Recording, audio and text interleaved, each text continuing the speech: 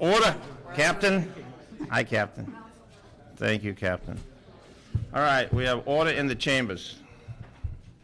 If you want to carry on a conversation, please do it outside. Otherwise, Captain Weinstein, who's armed and dangerous, will take you into custody. And you will have a very early retirement, courtesy of the captain. So we are here. Koretz will not make our committee. I don't know about Mr. Parks. We heard from Mr. Parks. On his way. He's on his way, okay. Well, we're going to begin. Mr. Koretz will not be here, according to my text message. We have on the agenda 10 items, and we will process those through as quickly as possible. Item number 9, you can note and file. Number 9, thank you, Mr. Perry. Number 9 is going to be received and filed since we approved that in council today. So receive and file on number 9. If you're here for number 9, you will not be needed to testify. Captain, what number are you on, ma'am? Number 4, we will hold that till the end for the captain. I'm just kidding. I was waiting for my colleague to arrive so we could do that. So let's start with number 4 so the captain get back to her duties.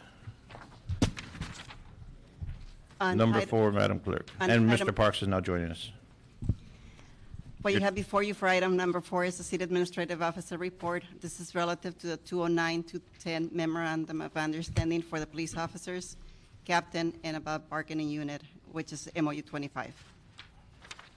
Okay, this is for the police officers, captain above, the captain above, not police officers. Right, this is for Captain above, Marita Aspen from the CAO's office, and I was trying to get Captain Weinstein to come up and... She'll come up. Captain Weinstein, please take a seat at the defendant table, or the accused, shall we say. I feel more like a plaintiff. Okay. Thank you very much. After extensive negotiations, we have come to a tentative agreement for a 1-year memorandum of understanding. This has gone to the EERC on a couple of occasions. As you can see, there is no salary increase. The Command Officers Association has agreed to defer their uniform allowance, and we also took their excess accumulated sick leave, and rather than paying them out in cash, we put that into a time bank that they can use so that we avoid the payout. Time instead of cash. Yes. Okay, any other major changes? No, there really aren't any major changes. We'll probably be back at the bargaining table in, about a month or so? And this will save the city $375,000. Yes, sir. So the captains and above will receive a contract that's going to save us $375,000 with no salary increase for managing police department. Councilmember Parks, any questions? I just want to say, I think this is favorable in the fact that it goes to June of 2010. But I think one of the things that we're going to have to, as we get in the next contract, be very sensitive about deferrals, because if we don't have money today, we're not going to have it in 2011. And the issues of also, in addition to deferrals, the issue of, as we've talked before, about very strong language as to financial triggers in there if they continue the downfall. So these are things I think for next year, but certainly support this basically 6-month contract. Those items are noted. Captain, any comments from you? Not in this forum, no. Oh, you want to discuss it afterwards, huh? No, but thank you both very much. Thank you very much. Greatly appreciated by the command officers. All right, thank you. So we have approval, second. That matter is approved, seconded by Councilor Parks. So number 4 is done. And Madam Clerk, if you'll go back to your seat, we can go then with number 1. We have a number of cards on number 1. If you're here to speak on an item, fill out a card. Once we call the item, if the card does not end, you're not going to get to speak. So if you're here to speak on an item, fill out a card. That was going to be my question. Do you want to give them a 2-minute per person, a 10-minute for everyone? How do you want to handle 2 those? minutes per person is fine. Okay. For item 1, what you have before you is a Housing Department report, and this is on the conversion of the rent escrow account program outreach contractor positions, and they're converting them to city positions. and the extension of the contract terms for existing outreach services contractors. The Housing, Community and Economic Development Committee has recommended approval of the recommendations contained in the department's report. Okay. So we'll hear from the speakers, and then we'll hear from the department. Richard Sanchez, followed by Jose Garcia. I'm going to run next door. I'll be right. Okay. Good afternoon, Councilman. My name is Richard Sanchez. I'm here on behalf of the Engineers and Architects Association, speaking against the proposal of the contract. The basic reason is that this is a type of function that should be integrated, can be integrated, and staff are willing to integrate into the normal inspection process and investigation process of the Housing Department. Knowing that the condition that the city is in financially, this is a very frivolous and unnecessary expenditure. Staff have the experience, have been trained, not only in the Housing Department, but also in building and safety, to do these type of programs and integrate them in the regular routine functions of the department. It has come to light that on different occasions, once trained inspection staff have signed off or approved conditions on housing, that the outreach group can hold up the process even though they are not trained in inspection processes and do not enforce the Los Angeles municipal codes. And because of that, we strongly believe, like I indicated, that it should be integrated in the inspection process. Staff are willing and able to perform this function. Thank you. Thank you. Jose Garcia. Good afternoon. My name is Jose Garcia, Director with Inquilinos Unidos.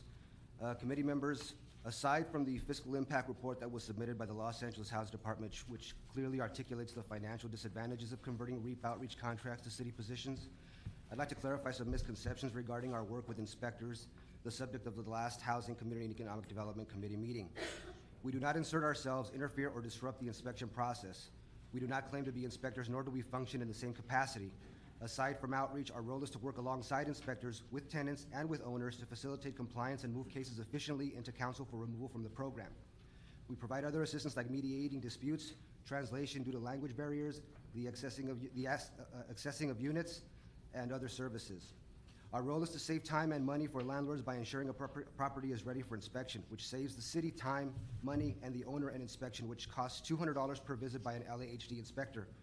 We review repairs and look for instances when it is blatantly apparent that there has been no attempt to comply. Inspectors assess the finer points of a repair and ensure there is compliance with standards set forth by LAHD. Contractors do not have the power to hold off removal of a property from REAP, as LAHD can disregard our findings at any time. Our work provides a crucial layer of checks and balances prior to a property coming before council for removal, and all organizations have years of experience having gone through an extensive RFP process. We play a neutral role, and our work is consistent with LAHD's commitment to habitable housing. We follow a strict protocol, spending time with owners and managers to make sure they understand the process and to ensure there is equity between owner and tenants given the violations. We try to give special care to the smaller mom and pop property owners and are also beginning to do more work with them in accessing escrow funds to make repairs. Currently, we are also dealing with a number of foreclosed apartments owned by banks that are not making repairs, helping tenants who have no idea how to deal with the process. But please make no mistake, this is an enforcement program and owners are in REAP due to a repeated disregard of citations by the Los Angeles Housing Department. Let me be even more clear. REAP is not easy to get into. It is reserved for that small percentage of property owners who have been given every opportunity of compliance yet have not. Critics of this contract are attempting to chip away at an enforcement program that deals with less than 1% of landlords and managers who have not complied with basic health and safety standards in rental units. Thank you. Thank you. Larry Gross.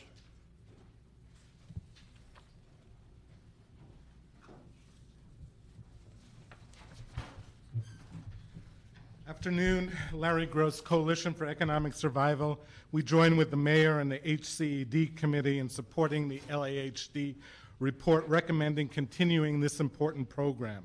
REAP is essential to the city's effective war on slum housing, but REAP won't be effective without these REAP outreach contracts, and the current outreach groups are the most qualified to do the job. The LAHD report clearly documents these contracts are far and beyond the most cost-effective approach to providing these vital services and do it in a way that does not reduce services, an extremely important factor as we face our budget crisis. An in-house approach would be more costly, require more resources, and would provide less services, and thus doesn't make cost-effective sense.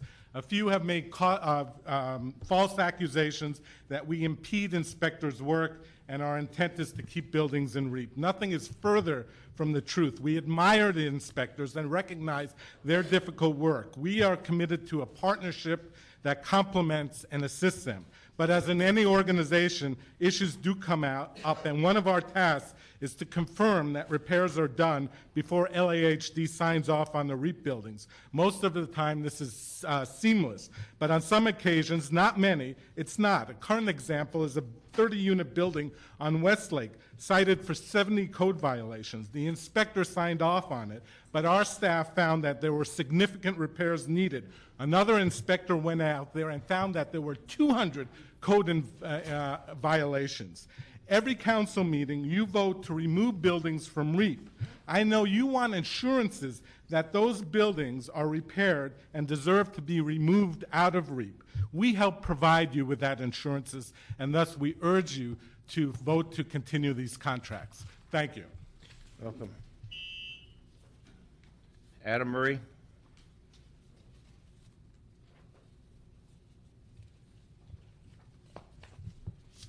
Thank you, Chairman, Councilman. My name is Adam Murray. I'm the Executive Director of Inner City Law Center, which is one of the 5 organizations that do the outreach for the REAP program for the city. Just a couple of quick comments here, partly echoing what's in the LA Housing Department report and partly what you've already heard. The first is our role as outreach contractors is to work collaboratively with the LA Housing Department. We work for them. We work very closely with their inspectors. We work very closely with all of their staff.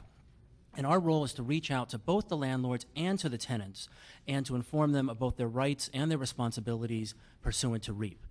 Collectively, the 5 organizations have about 15,000 contacts a year with landlords and tenants pursuant to the REAP program. About 1/3 of those are directly with landlords and about 2/3 are with tenants. And in all those instances, what we're doing is explaining the process and helping both tenants and landlords to navigate that process with the ultimate goal of getting those buildings out of REAP and getting them fixed up. A couple of comments about the Housing Department recommendations that this contracts remain being placed with the contractors who currently have them. One, internally, as the report makes clear, Housing Department, if they were to do these services, would require significantly more resources to do them. It's not that it'd be impossible to do them. I mean, they would have to make sure they had language skills. They would have to make sure they had people who could work weekends and evenings, as we currently do. But that would require far more in the way of resources in order to achieve what we're able to do with our staff. Also, a related point is internally. I know the city has having a lot of budget crisis issues and struggling with things, but we are also, have employees who would have to be laid off at all of these organizations if these contracts were cut at this point. And my final point is just that I think as we struggle, as I understand you're struggling with the budget implications of these things and many other things at the current time, I think it's important that we not lose sight of what the REAP program is about, which is landlords who have failed to respond to repeated orders from the Housing Department to repair their buildings and get them back into compliance, and what's the process for helping them to do that and to get the buildings fixed up. So I would encourage you to continue along the current lines of how it's being done, because I believe that's the most effective process. Thank you. Jim Clark?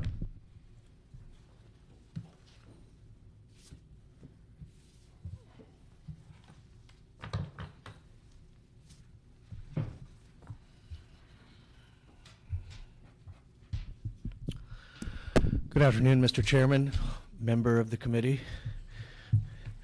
Thank you for the opportunity. My name is Jim Clark, Executive Director of the Apartment Association of Greater Los Angeles. We represent over 25,000 owners and managers of affordable housing buildings. I have 2 comments, and I made these clear at HCED. Quite frankly, I think this program is a conflict of interest. The fact that tenant organizations are having a final say-so before a sign-off on a building, a rental property building, is a total conflict of interest. If you're going to have an outside contractor, it shouldn't be with outside contract. It shouldn't be with a tenant organization. It should be somebody who's a neutral party who can come in and make these confirmations of the notices to comply having been completed.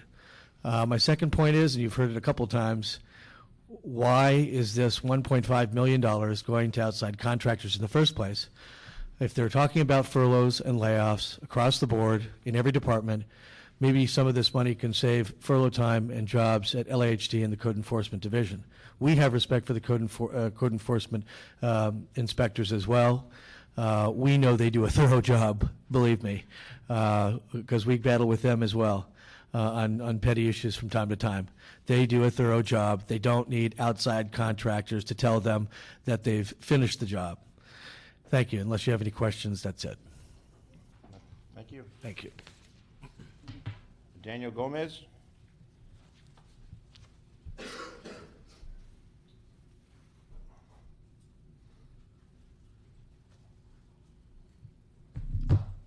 Council members, thank you. Committee Chair. Looking at the department's report, if we go through it, do you have copies of this? Yes.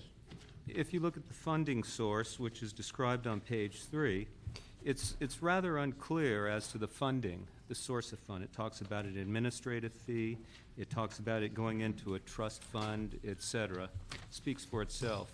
If you look at the Systematic Code Enforcement Trust Fund, it states clearly that the funds can only be expended toward a service that's directly related to code enforcement, nothing else. So any spending of this money for an outreach contract in this way is a misuse of funds, which puts the city at risk at a time when we cannot afford to be at risk. When we move to the section that talks about the use of city staff, the department has only brought its research level down to the staffing potential at the management analyst level. Well, in year 2002, I administered the outreach contract program, and at that time, to fulfill the city charter outside contracting provisions, I had to provide a report which documented that the status of city employees. My report is here. This level of review has not been done by the department in its report. In short, the department's report is vague and should not be adopted. With respect to outreach, the program has not met its intended goals. The program's been around since about 1998. In that time, we have only seen, by the department's report, about a 25% participation rate. In all of those years, we would have expected, with the outreach that had gone on, the participation rate to increase beyond at least 50%, perhaps to 75%. What we'd like to do is have this committee perhaps instruct the controller to audit or request the controller to audit the department's contracting methods. Thank you. Thank you. Johnny Utronich?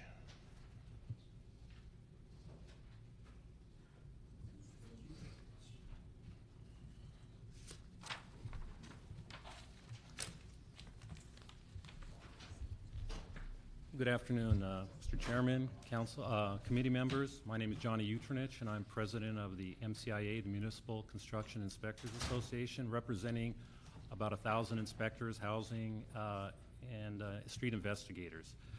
What I really like, and I can hear by what's going on here, there seems to be an awful lot of confusion for sure, what everyone is supposed to be doing. And that's what I'm asking, that we clarify the roles of the inspector and of the outreach program, of the coordinators.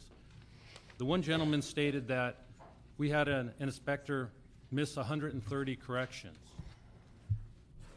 and called up on that. But my question to that is, when did that occur? Who is the inspectors? As far as I know, the inspectors are required to pass a very stringent test, are trained in this, and that's part of their job. So I'm curious to say on what kind of training do these people receive and what qualifications do they have? And that's really what I'm asking for, to clarify the roles. I'm sure everybody makes mistakes. We all know that. But part of it is the interjection and the confusing roles. I've had inspectors report back to me that contractors are called up saying they missed things and they were being threatened with discipline. And I think that is an issue that's very serious and needs to be looked at. And like I said, that's what I'm asking. If you continue with these contracts, let's just clarify what everyone's role is. I prefer that it was done in-house. I think under the current situation with all the furloughs and especially in the different classes, the MA class, this could be performed by city employees, but it is up to the council to make that decision. But like I said, I would just like a better clarification on what everyone's role is to clear up all this confusion. Thank you very much for your time. Thank you. Actually, I wonder, and I'm not sure who the right person would be to answer this.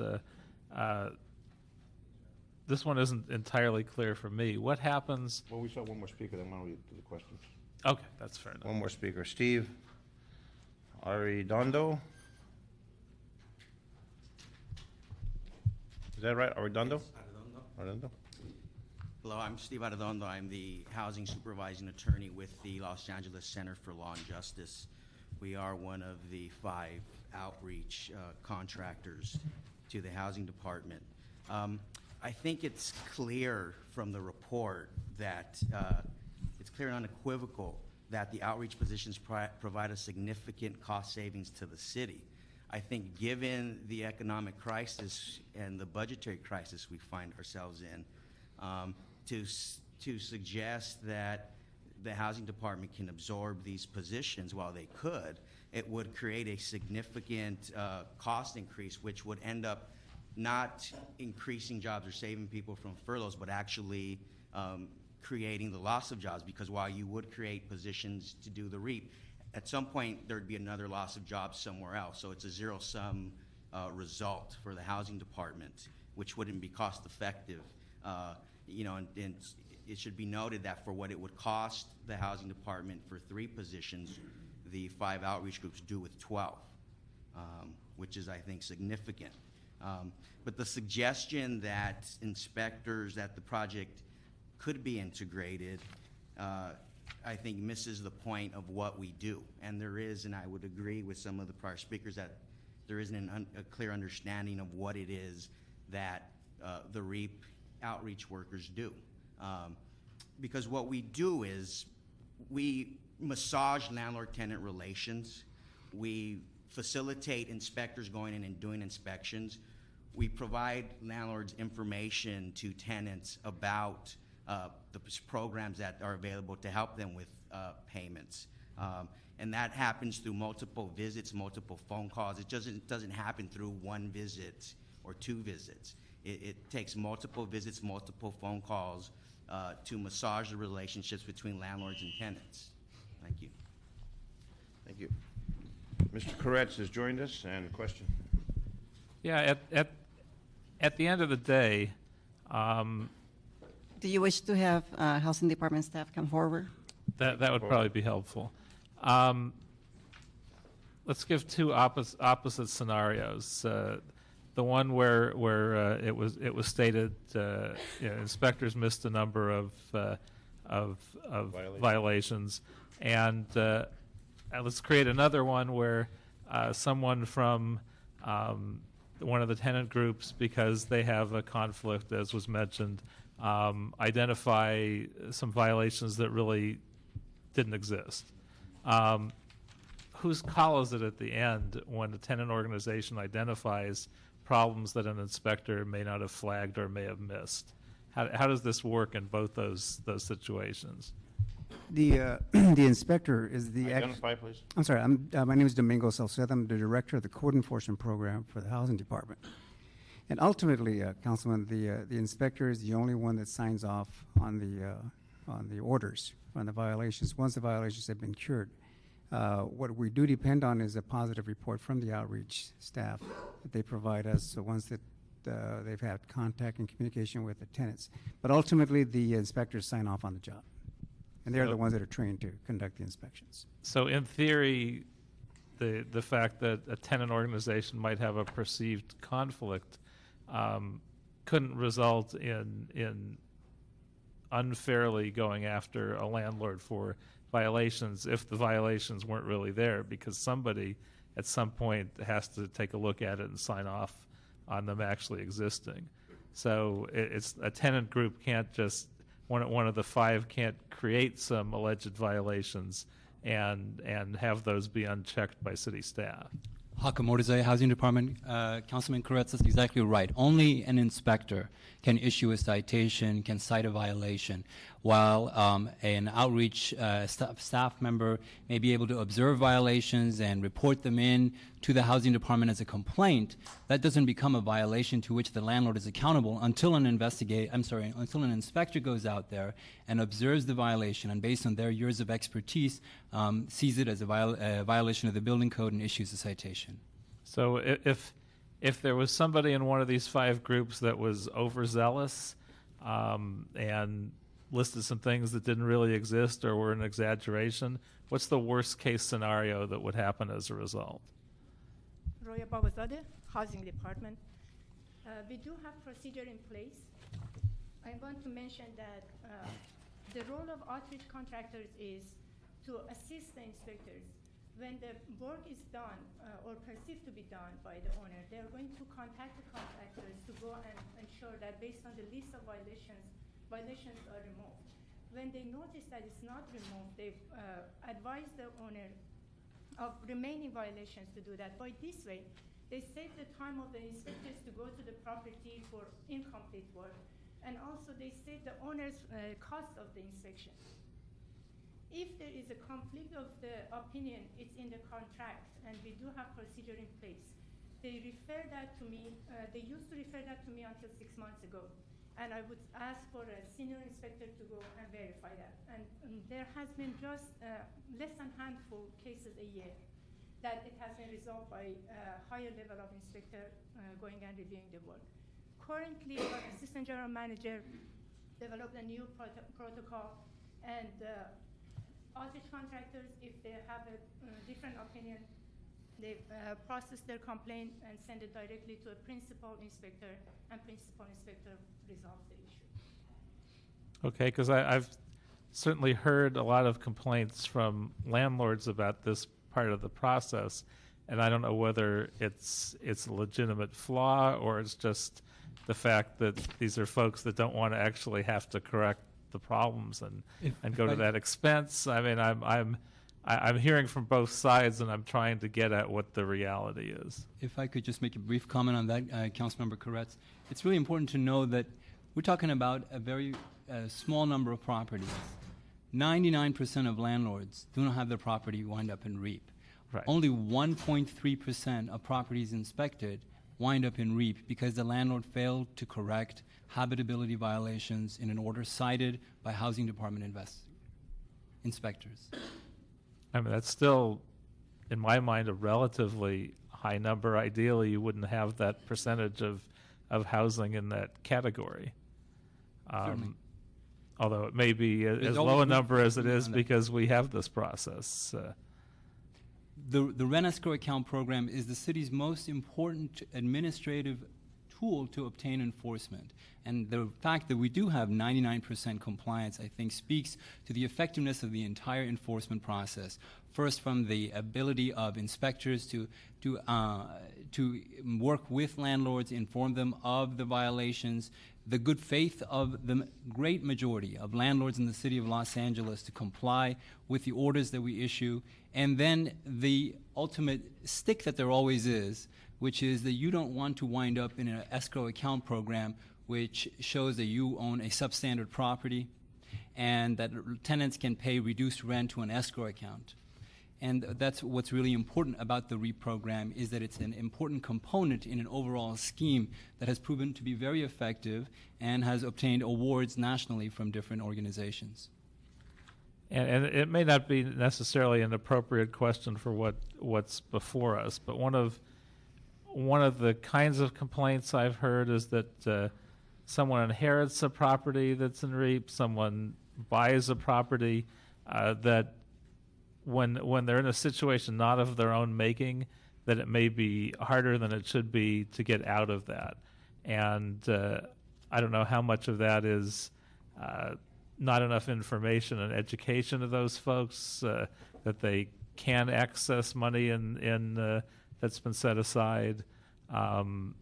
How much of it is that the process may be too bureaucratic? I'm not familiar enough to know the answer, but I've heard enough to at least have the question. If I may, that is one of the reason that brings up the importance of educating people, educating tenants of their rights and responsibilities about REAP program, and also educating landlords about what their responsibilities and rights are, and what they can do to remove their properties as fast as possible from REAP. This is administrative process, there is a lengthy process, but when we educate them, they go through this process much faster. And through the work of the outreach contractors being out there on Saturdays, on weekends, and at any time that is convenient for the tenants and for the landlord, and providing them with this information, we are closing about 830 property cases in REAP annually. That is much higher than what it was before outreach contractors. And informing them about the money that is in REAP, and they can come and get it and make the improvements, and what they need to do is their responsibility, and they are doing it. Currently, they're sending letters to all these tenants and all the landlords, informing them about the amount of money in the escrow, and telling them that they can come and withdraw the money, go through the process. They tell them what is the process of getting this money and do the work. That is another reason that outreach is very essential in success of this program. Well, and whomever does the outreach, presumably these groups, or if a decision is made at some point to go in-house, wherever it is, I would think that would be a good thing to encourage them to focus on, to help make sure landlords all know what their abilities are, and to help them in every way to get out of REAP if they're in good faith trying to do so. Certainly, Councilman Koretz, and one point I want to make on that is that if the council decides to eventually, or when it does decide to incorporate these positions into city positions with the obvious increased cost, the cost will have to be borne by increases in administrative fees from the landlords and deductions from the monthly payments that are made by tenants. And that means actually less money available to both landlords and tenants to make repairs, for tenants to relocate from substandard properties, and also for the housing department to provide payments to the Department of Water and Power to prevent shutoff of utilities, which are three of the most typical examples for which money is dispersed through the city's processes from the escrow account. Well, I'm assuming, and I can't speak for the chair here or other council members, that we probably would be unlikely to do that unless we actually found we could do it at some savings, or at least at a minimum at the same cost. And if I could just make one more correction, there was a remark made in one of the public statements that the contract's amount total is $1.5 million. Actually, the total of the 5 contracts is for $525,000, which is a level that it's been at since 2003 as a result of recommendations from the city controller for expansion of the program to 5 positions. And when we did the analysis, Ms. Babazadeh did the analysis of the cost. She can speak to how much it was the estimated increase from the $525,000. The contractors currently have employed 10 staff that directly are doing the outreach work. They are on field and provide these services. Replacing these people with city employees, based on the Section 1022 analysis that was done, the least costly classification in the list of people, qualified staff, are housing investigators and management analysts, that they can do these kind of services. Replacing 10 management analysts to do this work is going to cost us $1.4 million. That means salaries, benefits, overtime, and all costs associated for them being out on the site to provide one-on-one services. That cost is going to increase the fees that this program is fee-oriented. We are generating fees, $50 per unit. And based on that increase, this cost is passed to the landlord. When they submit the rents, tenants submit the rents to the escrow account, we need to withdraw more money to cover the additional cost of administration. And this money, as Mr. Mortazai mentioned, is going to be remained for improvements and relocation and other costs, such as maintaining necessary services, utilities. So the original analysis says the cost would be almost tripled from what the current contract is? Where do the extra costs come from? Why is that the case? Is it city benefits and such? And These contractors are providing various of services, including publications, mailing. The only thing that we take into account is just the salary. They are providing 10 staff, full-time staff for outreach, replacing them with 10 MA classification, least pay in the classification, identify they can do this work, and overtime and the benefit and cost associated with hiring 10 MA is 1.4 million. thank you. I want to mention also one public comment was made that it was not correct. They mentioned that we are using skip fees to pay for these contracts. As I mentioned, RIP has administration fee that pays for the administration cost of the program, $50 per unit. This fee is specific for the cost of the RIP, and although it is in account that is saved in the SCEP fund, it's a separate fund. We are not using SCEP money for that. We are using administration fee of the RIP for running this program. The city attorney, regarding a conflict of interest that was mentioned by Mr. Clark with the 10 organizations operating that program, do you find any conflict of interest with those different organizations, Law and Justice, Housing Law Project, Inner City Law Center, Coalition for Economic Survival? We'd have to get a report back from our housing attorneys You don't who have that? staff the department. Okay, I'd like to have that report to see if there is a conflict. I can see how there could be a perception of a conflict of interest if a tenant organization is involved in that. Just the appearance, not to necessarily say there is one.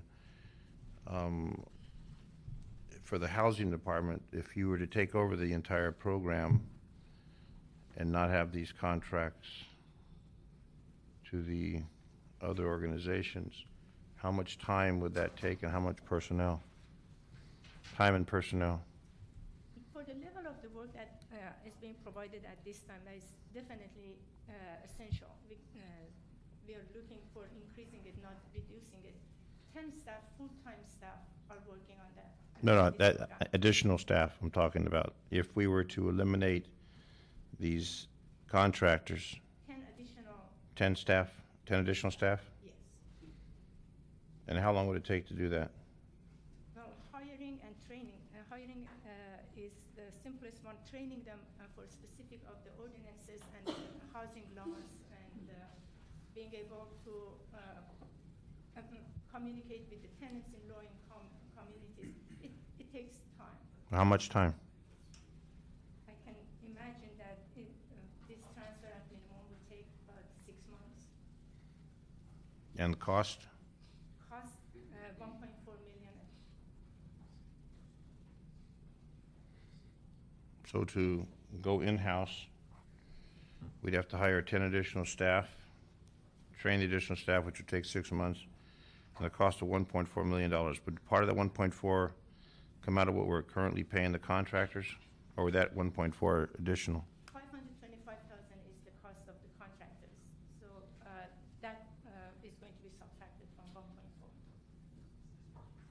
And Councilman Zine, we would have to then be able to make up the rest by increasing the administrative fees on landlords. They're $50 now. What would it go up to? We would have to do an analysis, I believe. We are going to analysis. This is increase that we look at. The simplest assessment was the staff.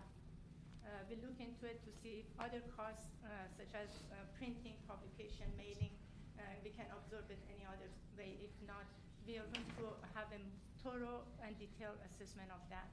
But 1.4 million is our minimum assessment at this time.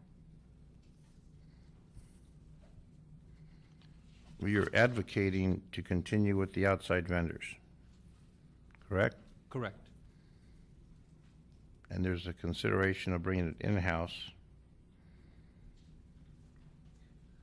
which would increase the cost from 525 to approximately 1.4. So while we would train people and hire them for 6 months, what would happen to those locations that need to be inspected? Would we give them a reprieve for 6 months? Well, what's important is to understand that these outreach staff don't conduct inspections. What they do is they provide outreach. And while one component you've heard about in public comments, which is at the end of the process when they're trying to get out of REAP, that they go out there and they issue reports to the inspectors and saying these people aren't really done at all. Most of what they do is to provide on an ongoing basis from the outset information to the tenants and to the landlords about the REAP program, about the violations, and to facilitate negotiations and communication between the parties, to let tenants who may be facing retaliatory evictions know about how they can protect themselves. So they don't actually do any work other than education. Do they do any fixing up? No, They do any not at all. repairs? No, fixing up is just the landlord or tenants if they would want to do that. What they do is informing them, educating them, assisting tenants how to fill out the coupons, encouraging them to participate and submit their rent to the department.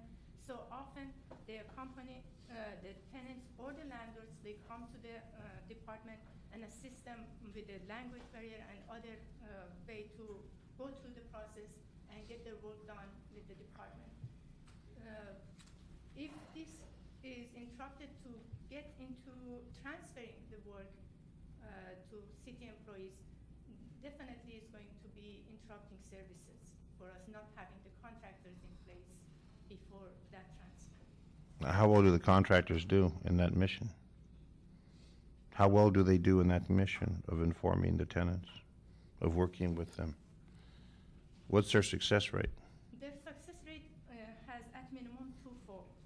One thing is to encourage the tenants. No, I'm saying, how does it actually, does it work or not work? It is working. We are closing many cases at this point. Last month we closed 100 cases, came to council for closure. I'm sure you noticed that. This rate is increasing. The participation is one way of success, and informing people how they can complete removing violation to close the case as fast as possible is another thing that we are seeing is happening. I can see, We do have increasing participation for the tenants, and we do have shorter time for closing the cases in REAP. and has there been any audits to see the success of the contractors? An audit by controller's office in the year 2000, nothing after that. What did that audit show? We do internally review our program constantly. No, what did the audit show from the controller? Audit at that time showed that there were many old cases staying in the system for a long time, not being closed. And they identified the reason for that is lack of education of the tenants and landlords. And that was the time they recommended to increase our outreach program, get into more contracting to remove that barrier. And has there been a follow-up? The department complied. Has there been a follow-up to see if it's improved? Not by controller's office, but internally we constantly review our contractors' performance and also the process of the cases to be closed. Recently, we did a comprehensive review of the remaining cases in REAP, and we are resolving issues and improving the program continuously. But nothing audited by the controller's office. The last one was done in 2000, you say? And that, Councilman Zine, is the audit that resulted in the expansion of the outreach program to 5 contractors and the setting of the funding levels, which you're reviewing right now. Okay, well, here's what I would recommend. We have the city attorney that needs to determine if or not there's a conflict. So that has to be reported back by the city attorney's office. The report by the housing department, which is what we're reviewing, there was another request, a motion by Personnel Committee, including approval from Jose Huizar, my colleague, asking the CAO to review all existing service contracts. And I don't see anything from the CAO, only from the housing. So what I would recommend since we need to get this information back, to approve the contract extension. How long would it take to get that back? Z-Woman? I've already sent an email asking them to listen in, if we were still on this matter, if they were familiar with it, to come down. But short of that, I would say at least a week. Okay. So what I would suggest is let's extend this existing contract, and then, according to the documents, January 1st, 2010 to June 30th, 2010 with 2 one-year options. So we're already 1 month into this, and this would go till June with 2 one-year options. So what I would suggest, to give the other department, the CAO, time to do what they need to do, is to give an extension for 6 months and no contract extension at this time, which would give the CAO time to conduct the evaluation they need to do, along with the city attorney, to find out what they need to find out. And that would carry this through for 6 months, and then we would have a report back and then decide at that point whether we want to extend it for a year and 2 one-year options. So if I can get a second on that I'll from my second that. colleagues. You want to do what now? I'm sorry. What I want to do is give it 6 months extension. It started in January. Give it a 6-month extension, and we still don't have a report back from the CAO and also the city attorney's office on some questions that came up about conflict.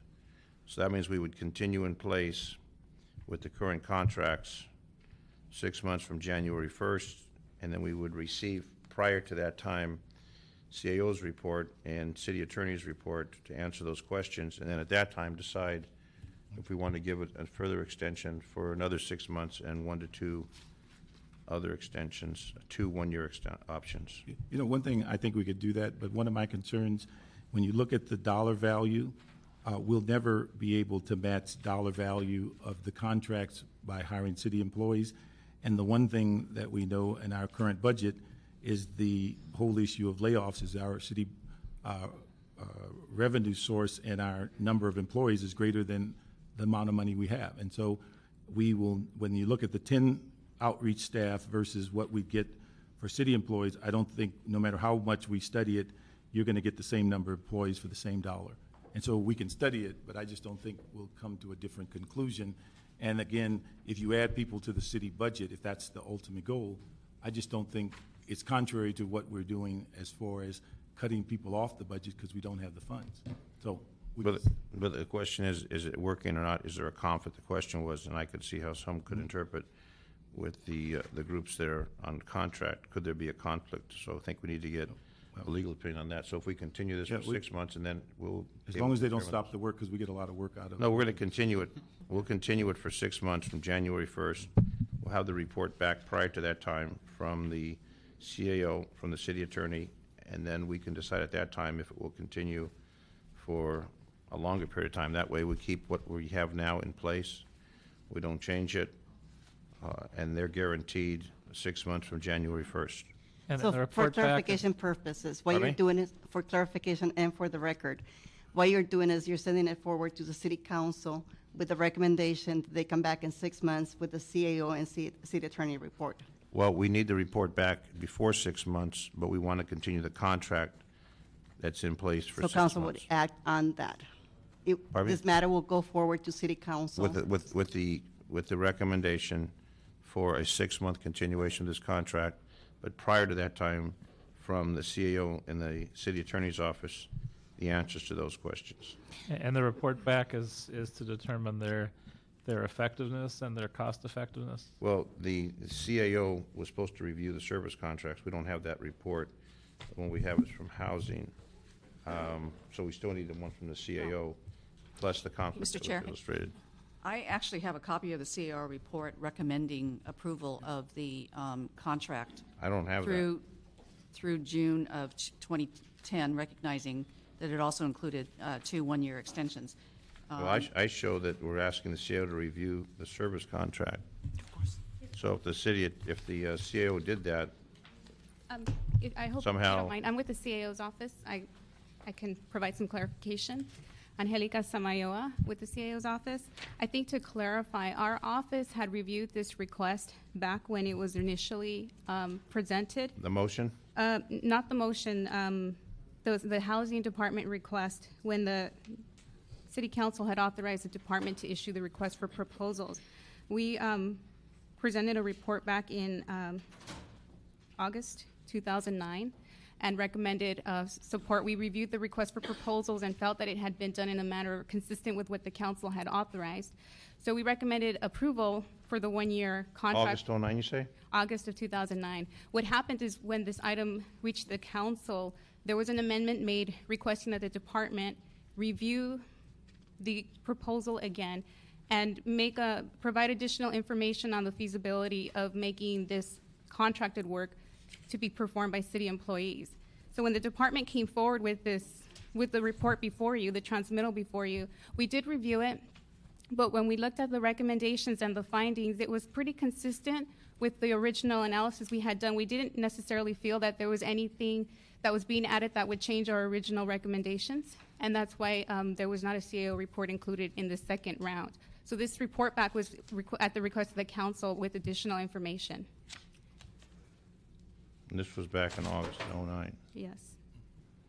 Then if I may, Councilman Zine, if you're satisfied with the CAO's representations regarding the review they've already done, another option would be to continue this matter, keep it here in Personnel Committee to the next Personnel Committee meeting, and at that time have the city attorney report relative to the conflict if there's no time-sensitive issue requiring immediate action. The contract expired. So that's why we needed to do it from January. Well, and when would it go to council? I'm sorry to contribute to the confusion, but based on what Angelica just said, and based on what that CAO report in front of you states, it appears to me that the CAO has recommended approval of the term of the contract through June 30th of 2010, in addition to the 2 one-year extensions. Mm-hmm. So there doesn't seem to be inconsistency with respect to the CAO report that you have in front of you and the matter that is being presented to the committee today. Obviously, I'm not familiar with the background of why it was necessary for the Housing Department to have submitted another report on this issue, given the fact that the CAO's recommendation is consistent with the matter before the committee today. But, you know, there may have been some issue that had arisen asking the Housing Department to report back. It might have been in connection with the verbal motion as to why this function cannot be performed by city employees. And so, okay, she's nodding. That is the reason why that they have come back with this follow-up report. I think the difference was that, in fact, the original time that you first saw this request, the Charter 1022 determination focused on the feasibility of this project. It had historically been performed by contractors, and because of the ability of the contractors to perform at different service hours, there had been a determination made that it was more feasible to do the work by contractors. However, in the second review, what the department did is to provide the economic analysis, and that's what you see in front of you, to show that the cost would go up. As a policy decision, what that means, as the department mentioned, is that means that the cost would have to be burdened by the landlords and the tenants. So it's kind of the policy decision is hiring city employees something that is important enough that we would now have the landlords and the tenants pay more money in order to accommodate that. Anecdotally, I did want to mention that the department has been participating in hiring general fund employees into their special funded vacancies as part of the personnel department's report today. The housing department hired 35 new transfers, and they have 21 more vacancies that they're currently working to fill. It's just kind of anecdotal, not related to this request, but just so that you know they are participating in other ways and trying to help with the general fund issue of the city. Okay. So we still have the question about a conflict. That question is not resolved. If you wish, you can send it forward, being that we have been instructed not to schedule anything in council other than on Fridays. You're looking at not this Friday, but the following Friday. You can go ahead and concur with Housing Committee and request the city attorney provide you with their report in council, if you wanted to go that route. Or, well, when does Personnel Committee meet again? 2 weeks. What is the The city attorney, there was a question regarding the organizations that are involved in this, a conflict of interest with what they do and what they perform. Right, and we have attorneys assigned to the Housing Department that That's should fine. review that issue. But the issue is, if they work for the Housing Department and they recommend them through the process they came forward on, the assumption is that they're performing those tasks? Well, the question is that what they're doing, or is there? Right, I don't want to make that assumption without. From Housing? When you made this report and recommended these organizations, is our assumption that they're doing a good task and that they're eligible to continue to perform the task? Correct. And city attorney reviewed the contracts, reviewed the proposals, RFP, and no issue was brought up regarding conflict of interest for these contractors. Including the scope of work, which lists the specific items that are subject to your review right now. Well, the question was brought up by Mr. Clark, and I can look at this objectively and see how some people could interpret. That's why I want to get a legal description, whether there is or is not to have a perception if there isn't. If I could just briefly speak to that, Councilman Zine. I believe that the concern that was raised was based on the misunderstanding that the contractors have the ability to hold up the process of removal, which is actually something that you all do when you review the recommendations from the Housing Department. But in reality, as was stated by the Director of the Code Enforcement Division, it is code enforcement inspectors which issue violations, and it is code enforcement inspectors which remove violations. And therefore, no property can be removed from REAP except through their processes. Now, Director Babazadeh also mentioned that if there is some kind of a discrepancy or conflict between an inspector's observation that the violations have been corrected, but a outreach contractor staff is on site and sees that there's still continuing violations, notwithstanding that report, they can bring that to the attention of the internal processes that was outlined by Ms. Babazadeh and a principal inspector. Once again, an inspector. A principal inspector will then review the matter to see if that's the case. The number of instances in which that discrepancy occurred was counted as a handful. And given the large number of inspections we're talking about, that's a very small and somewhat negligible amount. And so I think what you have there is the characterization of a conflict of interest comes from a misunderstanding of the role and the process that's involved in removal of a property from the rent escrow account program. Well, I understand what you're saying, but I can still see by the organizations that are involved, and I know some information about the organizations, and they're in business to help tenants. They're in business to give information. They're in business, and oftentimes suits are filed. So I can understand why that question would be brought up, why that concern would be brought up. I just want to make sure that there is no perception in that matter, whether it's large or small, is removed. Well, there could be a perception of a conflict, but if there's no actual conflict, Right. there wouldn't be a basis for withholding approval. I don't want the cloud. I want the cloud removed or eliminated. Okay. In other words, we need to have, oftentimes in law enforcement, because of an issue, they will bring in someone else to make sure there's no conflict. It's the same kind of situation. Tenants' rights groups have certain responsibilities, obligations. In this particular case, they're being paid by the city to do something. Inspectors are involved.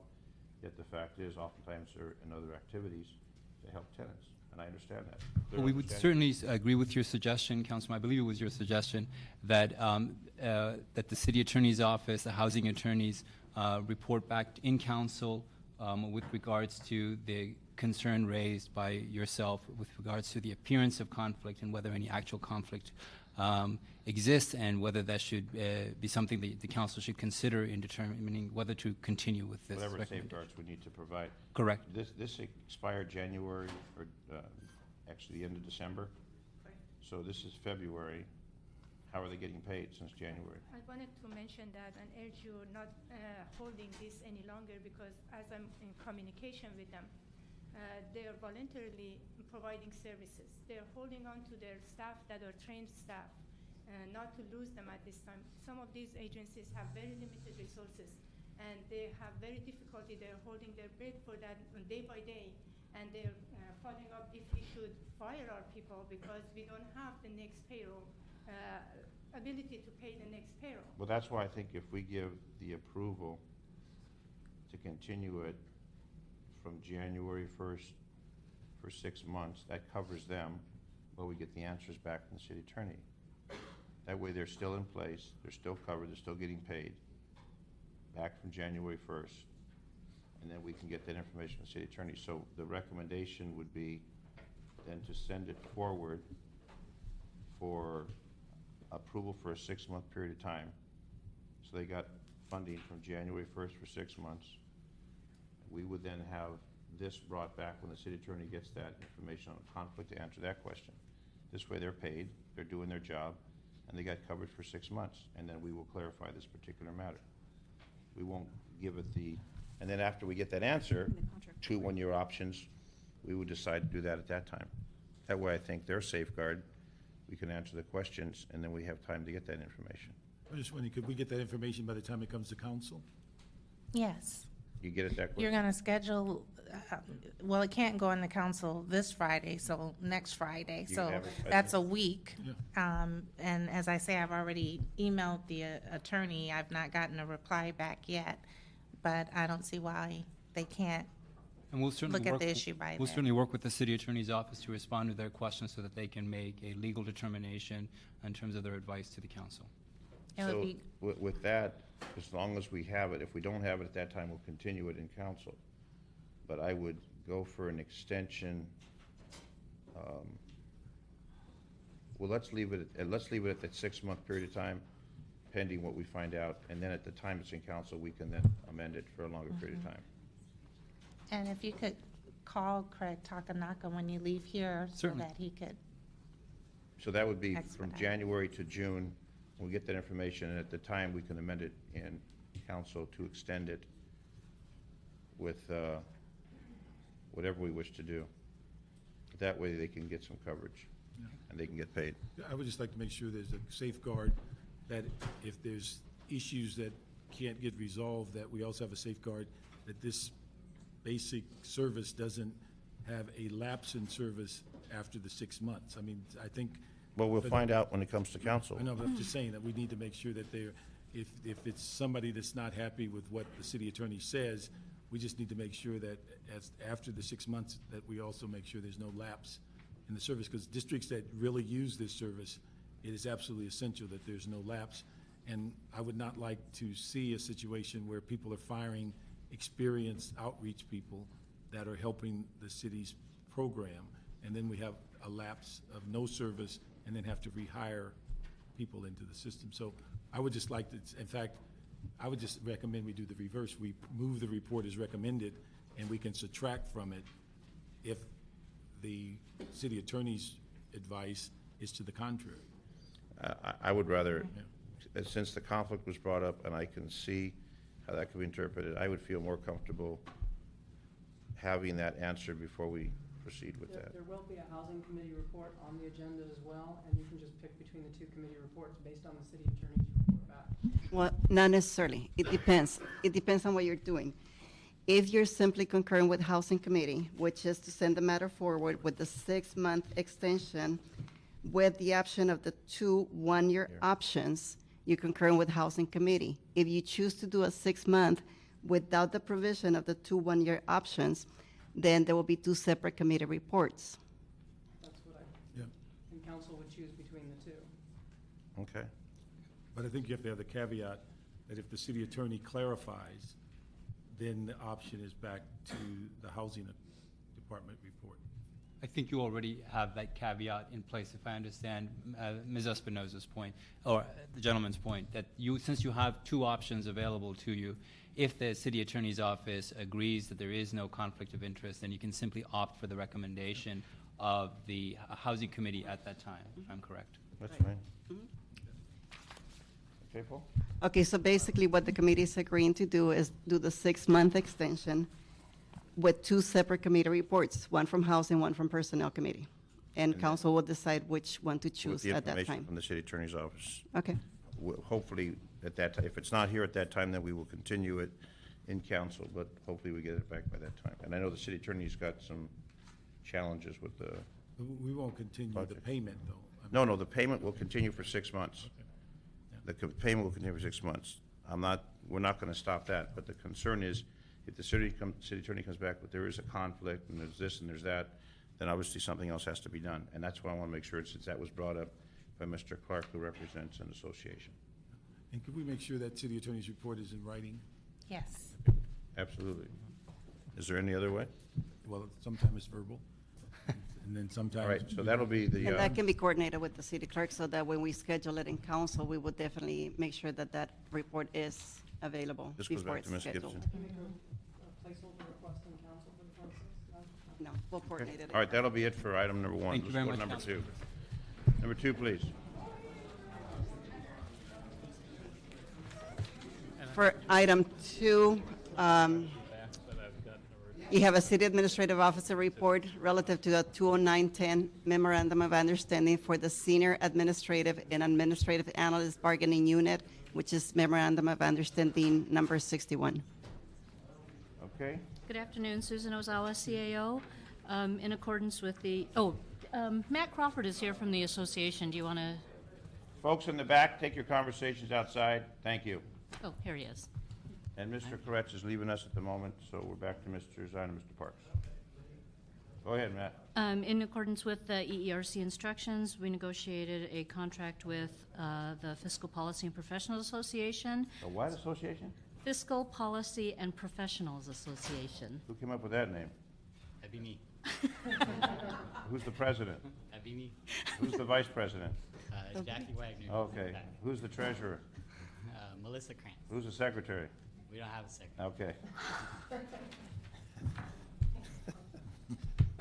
Go ahead. This is a one-year contract, and the association was willing to give up their excess sick leave payout, and they're taking some furlough days, and it's resulting in a savings to the city and the general fund of approximately $130,000 for 1 year. And this is for 0910. So we would actually be going back to the table next month. That's correct. Matt, you've been very successful in giving back everything. Such is life. I know it's challenging. Don't feel bad. The police officers didn't get anything either. I watched them do it. Okay, Mr. Parks? No, we dealt with that EERC. All right, nice job, thank you. We'll you. pass that on through. Number 3, please. On item 3, the city administrative officer again is reporting relative to amendment number 3 to the 207 through 2014 Management Employees Unit Memorandum of Understanding. 207 to 214. Why so long? The management attorney unit is currently a part of the coalition of unions, and that is the current term of their contract. This is an item that comes to us from the Harbor Department. What we're doing here is taking a person who was the pilot services manager, and he has agreed to move to the traffic manager position. This item has been to EERC. It does represent a significant reduction in his pay. What we're proposing is to remove from his $300,000 salary, move him to $194,000 per year. This was approved by the ERC and it's been discussed with the management union, and they have agreed. This is all Harbor Department money, so there is no impact on the general fund. So he's going to take $106,000 annual reduction. Yep. He's helping the budget out, Mr. Parks? He's helping the Harbor Department out, yes. All right, have approval? Mr. Parks concurs. Number 4, please. You had already approved item 4. Do you wish to go to item 5? Yes, we did. You want to join on that approval? Yes. Number 5. On item 5, you have a report from the Los Angeles Department of Water and Power. This has to do with an amendment to their memoranda of understanding for various units. And it would be affecting the term and salaries for those units. Michelle Nagan, Department of Water and Power. Good afternoon. Afternoon. And this is Jeff Peltola from Department of Water and Power. This dates back to '07, That's correct. so they've been Two without, of the three go back to '07. so they've been without a contract for 3 years? That's correct.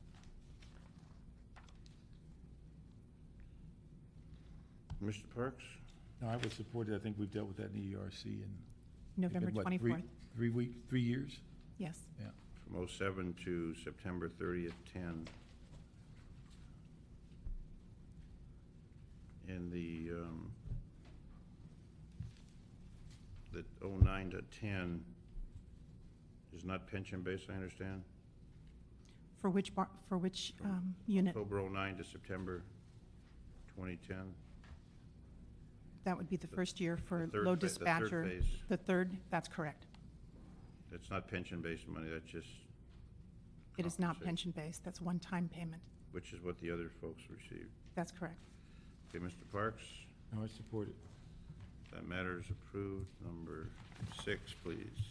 On item 6, the mayor has submitted a report recommending the re-exemption of one deputy general manager, Airports 2 position, as well as the re-exemption of one deputy general manager, Airports 2. And there are 3. One is for the deputy general manager, and there are 2 executive assistant airport positions, and they have been recommended for exemptions.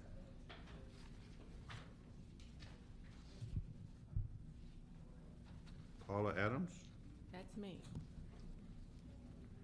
So one of these is Mr. Molina. Yes. That's an existing public media relations, government affairs. Yes. And then the other, planning, organizing, implementing regional transportation planning, that's an existing also? Those 2 other positions were earlier held by deputy executive directors, and we have downgraded them to staff to assist with those functions. So they've been reclassified to a lower position? That's right. When you say staff, what's the difference? You management and staff, or is there another term? Staff, meaning in the $125,000 to $150,000 range versus an assistant general manager salary range. All right, I see, okay. So while they peg it 125 to 155 or 150, 186, where do they determine where it lands? They spin the wheel? Well, no. What we did was we had 4 deputies who left the department, and we rolled into Mike Molina's new role some of those duties, and we farmed out the other duties for the other deputies to existing deputies that were there. And we're seeking to re-exempt 2 executive assistant airports as staff for AGMs who are already on our payroll. Yeah, but the question is 150 to 186 or 125 to 155. Where do they find, where does the needle land? 125 versus 155?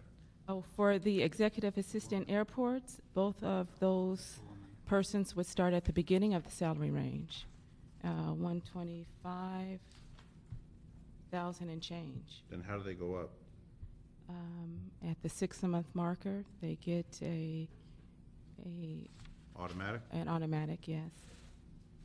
For Mr. Molina, who's already on staff, I'm not sure what his salary is. So they receive steps every 6 months? First 6 months and then annually thereafter. So how long would it take them to get max out? 3.5 years, I believe. What's your title there, Paula? Personnel director. Okay. That's got to be a challenging position. You work with Sampson? I work for Sampson, that's correct. Oh, for him? Yes. What's his title? Deputy Executive Director. That's pretty high position. It is. Okay. Mr. Parks? We move it. Tell him Happy New Year. Number 7. I shall, thank you. You're welcome. On item 7, you have a motion introduced by council members Weezer and Labange, and it's requesting that the mayor's volunteer office create a formal city fellowship program to attract full and part-time volunteer workers in exchange for a larger portfolio of responsibilities and for more formal structure than what will be offered to an intern, and that the personnel department assist in identifying which divisions of each department could most benefit from participating in such a program. We do have a speaker on item 7, Eric Sanjurjo. Is there any cost associated with this? Is Eric here? Eric, any cost associated with this? No, we don't believe so. Spoke to Mr. Frank from the mayor's office, and they spoke with the volunteer office, and they think they can add this to their current workload. It's just going a little bit beyond what we normally do. The purpose being that we have a lot of holes at departments, and we have heard that the CIO has used that as an excuse to try to privatize some functions, and we would prefer that instead of, before we do that, we try to see if we can get some free staff and to take advantage of the fact we have a very high unemployment rate right now, particularly of white-collar workers, and see if someone will be willing to work for experience. So there is no compensation stipend or? There could be. We left that open-ended. Perhaps general managers could offer flat fees. That's the question. That would be negotiable. That would be a recommendation, I guess, that the committee can make. We left that out just to be as flexible as possible. Well, I have a concern about that. If we're going to be laying off city employees and we're facing major financial problems, it seems difficult to add a program that's going to cost us money. I have no problem with the fellowship, internship, free labor, et cetera, part-time volunteer. I got a problem if we're given open-ended when they can receive compensation. Mm-hmm. If we're going to say it, we're going to say it. I would not be in favor of funding. I would be in favor of the position with the statement that it's without funding. If they want the experience, if they want it for their resume, if they want it for points in school. But the problem is, if we're going to start adding positions called fellowship program or part-time volunteer workers to do jobs, and then they give the general manager the ability somehow to pay them when we're laying off people, that creates a problem for me. Sure. I mean, when I was referring to payment, a stipend, I'm thinking $1,000, $1,500. Those programs sometimes pay, but it's not necessary that be a component if that is your will. $1,000 or $1,800 is still too much money for me. Okay. If you want to be We'd be fine. We'd be fine with it being volunteer. That's fine. Yeah, I mean, we welcome volunteers. I have interns in my office. They don't get paid anything. I love volunteerism, and I think that's great, but I think we need to be clear by stating that there's no financial compensation. Mr. Parks. No, I agree that it should be volunteer, and I'm just wondering, you said the mayor's office already agreed? We spoke to them. They didn't have any problems with this concept. So that would just become part of what the volunteer program, the ladies in the yellow and things like that, that would just be... Well, I mean, I think the idea is that you were getting somebody who isn't just going to come lick envelopes, but someone who could actually take on some responsibilities, because there are a lot of holes in the office. Part of that larger volunteer function. It'd be part of the one position I think they have that coordinates, and they take the photo and they coordinate it. But it'd be trying to elevate it a little bit and maybe advertise it as something that would be appealing to folks who'd be wanting to work 40 hours a week. Okay. Now, would they require any background? I think they have for current requirements as far as background checks. I would imagine it'd be whatever the requirements are now. Is it? See, one of the items in the motion They asked said... us to do the backgrounds, and we would run the background as depending on the job. Most city backgrounds are just a state check, not an FBI. It states here in the motion that would be willing to work for free to gain experience that they can use to obtain employment in the private sector when the economy inevitably improves. Further states cities should move quickly to create fellowship programs similar to one offered by the state legislature, in which interested individuals compete for a limited number of volunteer placement opportunities. Ensure that this program draw the best talent candidates would have to be offered placement in a department in exchange for signing a contract committing to work for a set period of time. It doesn't say anything here about money. So with the condition that there's no financial compensation. Mr. Anything else, Eric? Robbie Hunt? Robbie, here, come on forward, please. I believe he only has item 8. Oh, I'm sorry. Eric had 7 and 8. Okay. They gave me some cards here. Okay, with So the on item condition 7, there's on no item financial- 7, you have a motion that has given two separate instructions. If you wish, you can send it forward to council and adopt it as is, or you can choose to modify that motion in committee. Well, we'll make it real clear. We welcome and we support the volunteer, part-time volunteer, intern through the proper background check without any financial consideration or stipend. There'll be no money attached. Mr. Parks? That's good, support. All right, that's number 7. Number 8, please. On number 8, you have a motion again by Mr. Weiser and Mr. Alarcon, and this is requesting that the city administrative officer and the personnel department review the Los Angeles Orange County's Building and Construction Trades Council's draft letter of agreement with the city and to report back with recommendations for how to best utilize this approach to provide a streamlined format for apprenticeship programs within interested city departments. Robbie? Robbie? Good day. Good afternoon. And I think as you know, I'm a part of the coalition here in Los Angeles, and I'm well aware of the situation we're all in. And, you know, I've been dealing with this at LAUSD as well. And what we've been looking for is cost savings and adding value to the electricians and plumbers and the various entities. You know, I was a structural iron worker for 30 years on these skyscrapers out here, and if someone told me that I was put one of the buildings up and I was to have no apprentices, I would tell the owner of the company, have you add 30 to 40% to the price? And that's the disadvantage and a structural change that this city needs to make, and it's not for today, it's for tomorrow, next year, the year after. You know, often when the city recruits its workers, they're getting a carpenter or a plumber that's 40 years old or 45 years old. You know, can I give you a copy of this? So you support this? Yeah, we would like to see it.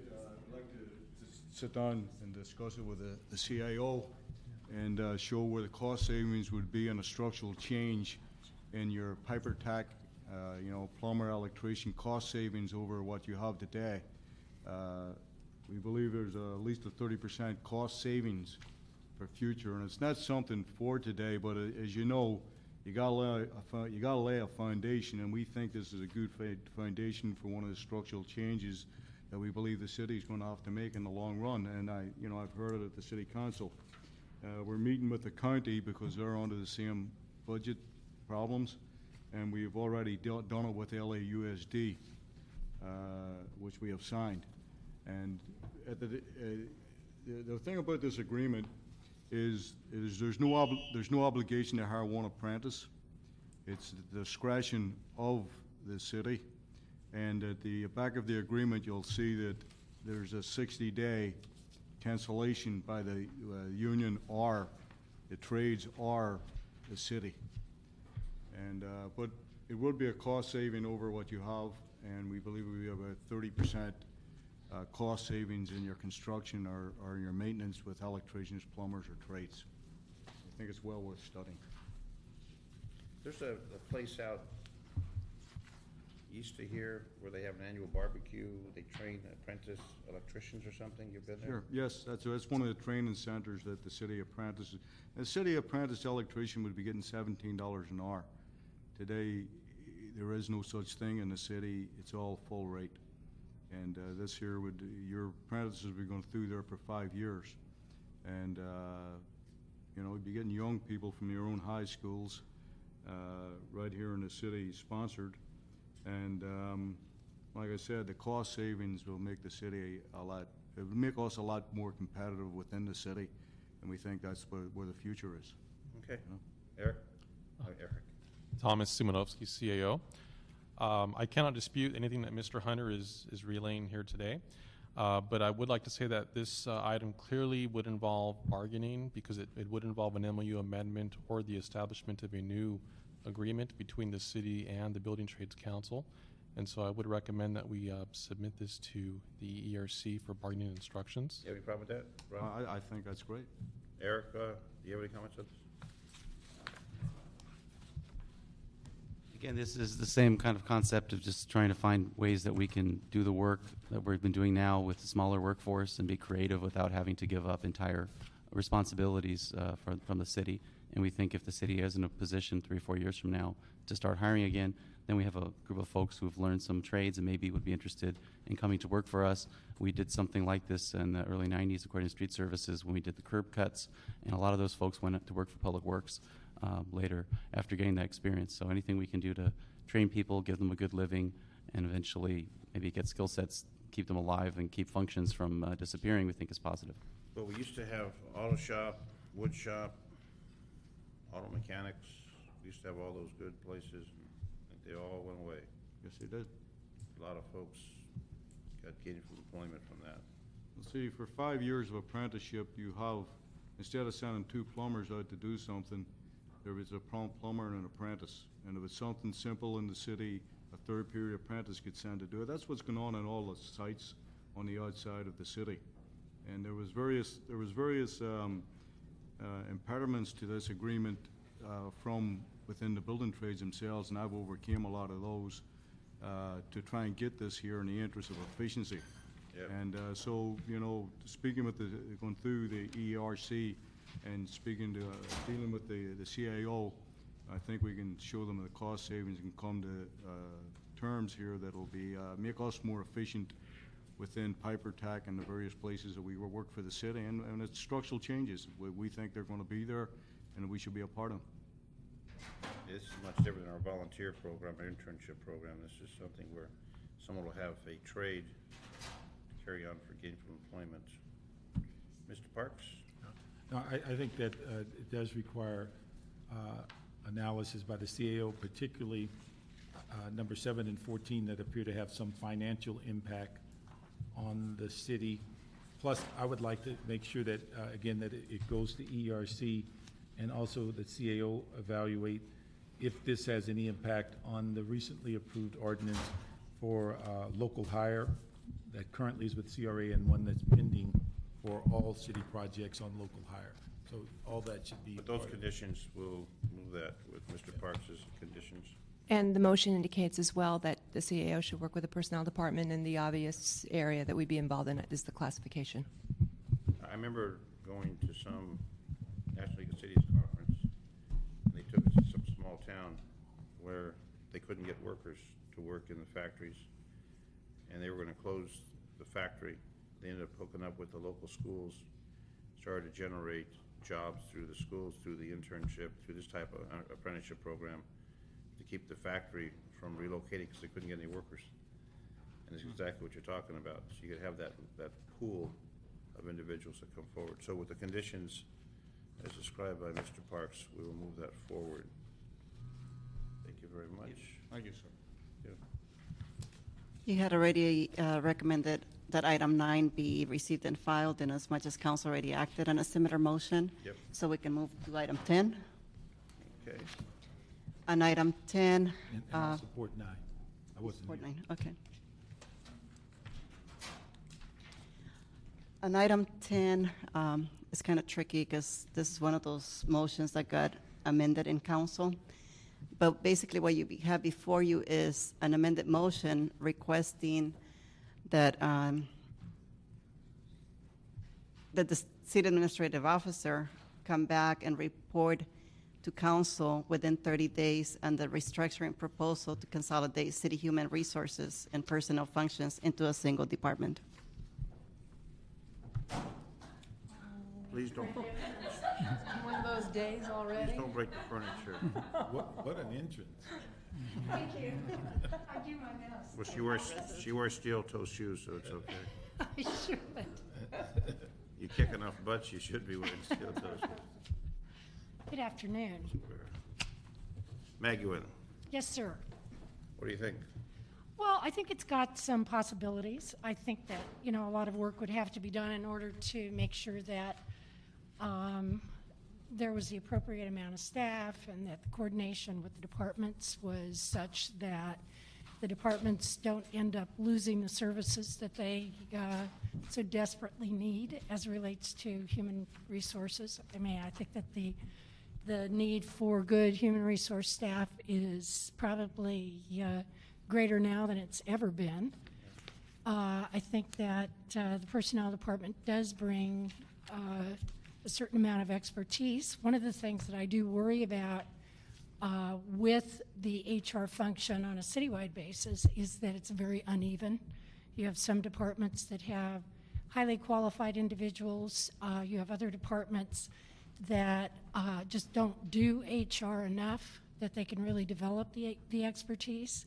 I see frequently as it relates to our discrimination complaint investigations, as well as disciplinary cases that come before the Civil Service Commission, that there's a real range of expertise. And so I see from that standpoint that standardization is something that would benefit.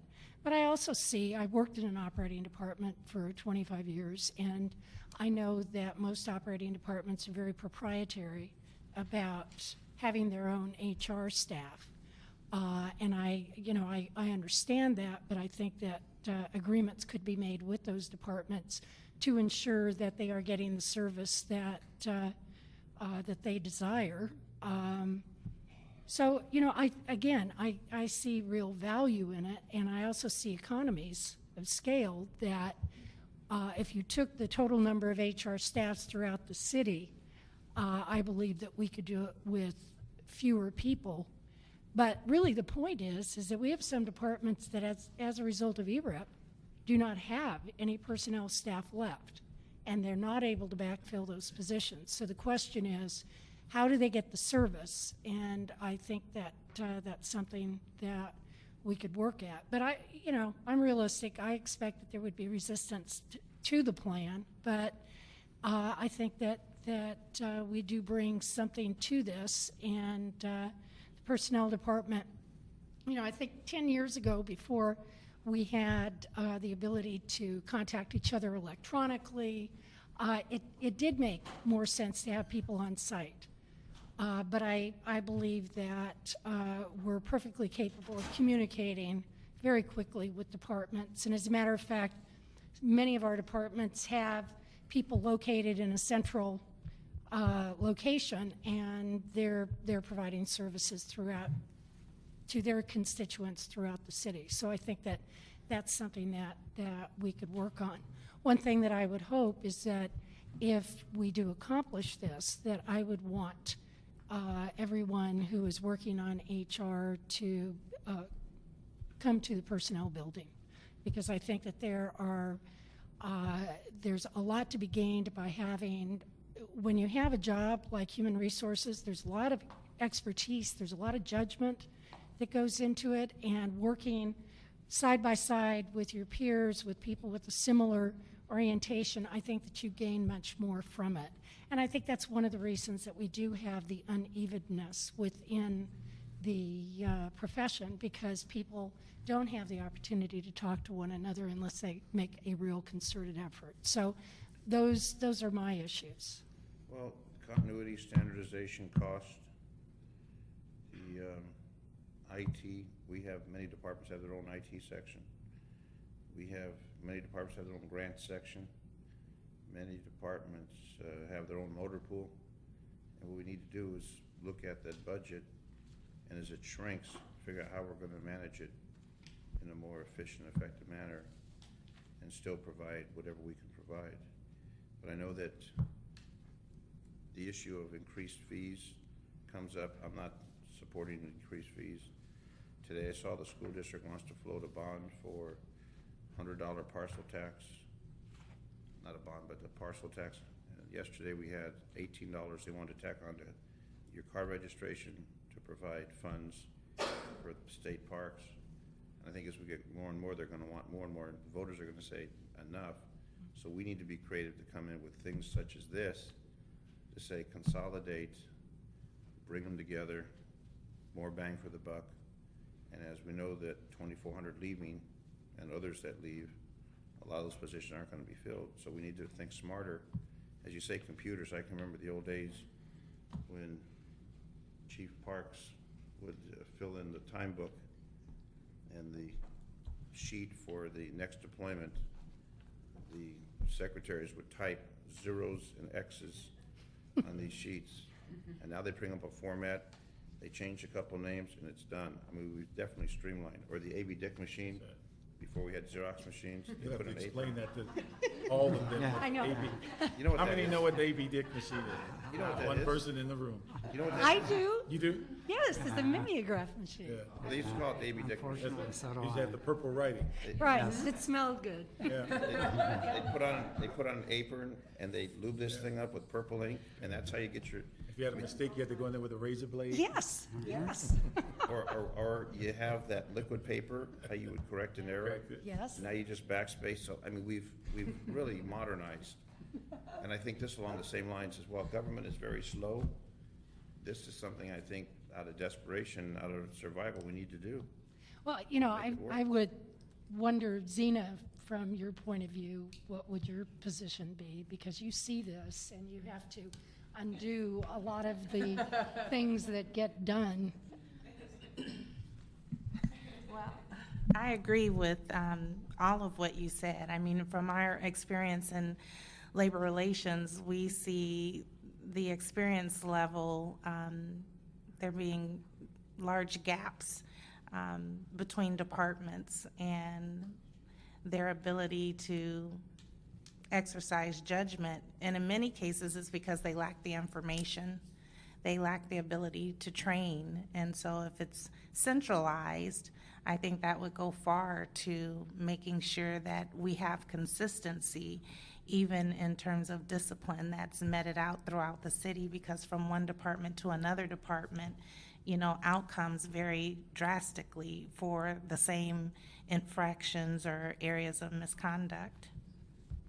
Some standardization, I think, because I believe you're working for the taxpayers. Their taxes are not going down. Right. Yet their service level is being reduced, but it's not being reduced in the tax ratio. So if we don't get smarter about it, we'll be like the Roman Empire and crumble, and be like King Tut. Ooh, I don't want that.